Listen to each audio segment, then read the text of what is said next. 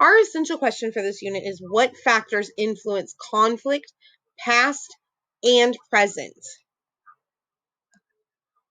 So we're going to look at the Stamp and Townshend Acts. Objective. I can explain how the Stamp and Townshend Act led to the American Revolution. Britain versus the colonists. So this is where it's really going to start being felt by the colonists, that push to become independent. So last time we talked about how the British believed that it was important to tax the colonists, even though they didn't have a voice in Parliament. They felt that it was important to tax them because the British believed they did it for the best interest of the colonists. So they felt justified in what they did. The colonists felt that they should have a say, that they should have been represented within Parliament and have a say on the taxes that were going to be imposed upon them. And we're going to talk more about those taxes today. Stamp Act. Okay, no representation. The colonists felt that the British government had no right to tax them because there were not any representatives of the colonies in the British Parliament. The colonies had no say in how much the taxes should be or what they should pay for. They didn't think this was fair. They called this taxation without representation. Let me tell you that one more time. Taxation without representation. The colonies react. The colonies reacted in protest. They refused to pay the tax. The tax collectors were threatened or made to quit their jobs. They even burned the stamped paper in the streets. The colonies also boycotted British products and merchants. The Stamp Act Congress. The American colonies felt so strongly against the Stamp Act that they called a meeting of all the colonies. It was called the Stamp Act Congress. Representatives from the colonies gathered together in New York City from October 7th to October 25th in 1765. They prepared a unified protest of the Stamp Act in Britain. So they protested because, one, they were being taxed without representation. So that's that taxation without representation. Not only did they boycott or protest the items that were being taxed, but they also boycotted and protested anyone willing to sell British products and the products themselves.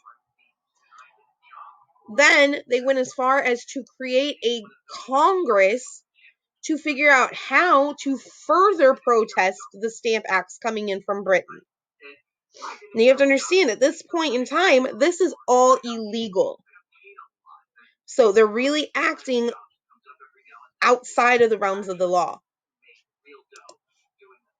The Townshend Acts. All right, what were the Townshend Acts?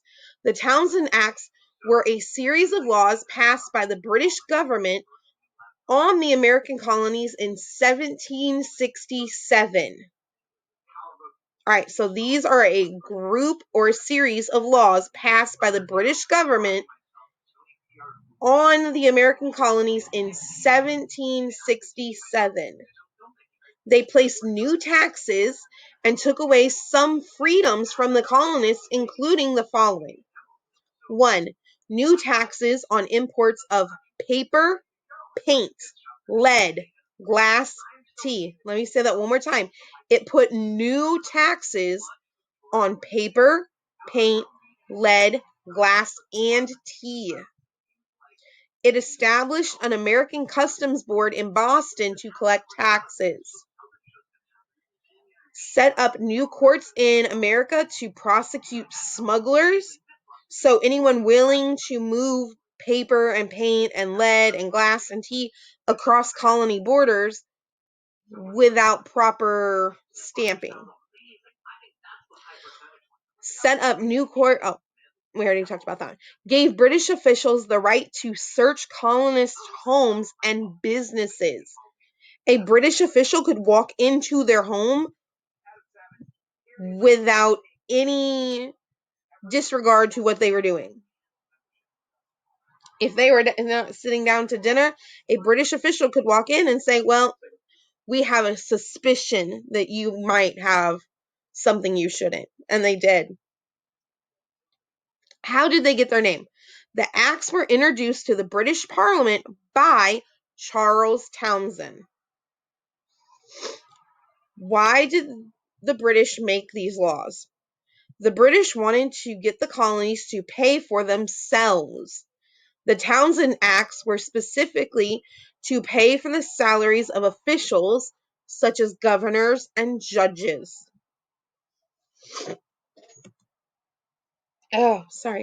Why were they important? The Townshend Acts continued to push the American colonists toward revolution. They showed that the British didn't understand that taxation without representation was a really big deal to many of the colonists.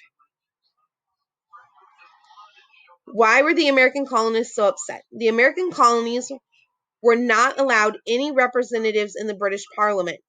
They felt that it was unconstitutional for the Parliament to place taxes and laws on them without representation. It was not about the cost of the taxes, but more about the principle. So let's go back to that example I gave you yesterday in class. Every day that you walk into class, I charge you 5 Skittles. You don't get any privileges by giving me the Skittles. You don't get to tell me what we're going to do that day. But at the end of the day, I have all the Skittles and you have nothing. That wouldn't feel right. You would be upset about that. And that's how these colonists are feeling. They don't have a voice, they're not getting anything in return, but they're pouring all of their hard work money into a country that is thousands of miles away. Results of the acts. The acts caused continued unrest in the colonies. John Dickinson, who would later write the Articles of the Confederation, wrote a series of essays against the acts called Letters from a Farmer in Pennsylvania. He stated that the taxes set a dangerous precedent, and if the colonists paid them, more taxes would be coming soon. Many of the merchants in the colonies organized boycotts against British goods. They also began to smuggle in goods to avoid the taxes. Finally, protests in Boston turned violent when British soldiers panicked and killed several people in what would later be known as the Boston Massacre. We'll cover this on Friday, the Boston Massacre. All right, now it's time for your exit ticket. You're going to go into Google Classroom. You're going to find the assignment labeled Wednesday, 11/18, Social Studies. You're going to click on the Google form and you're going to fill it out. Thank you.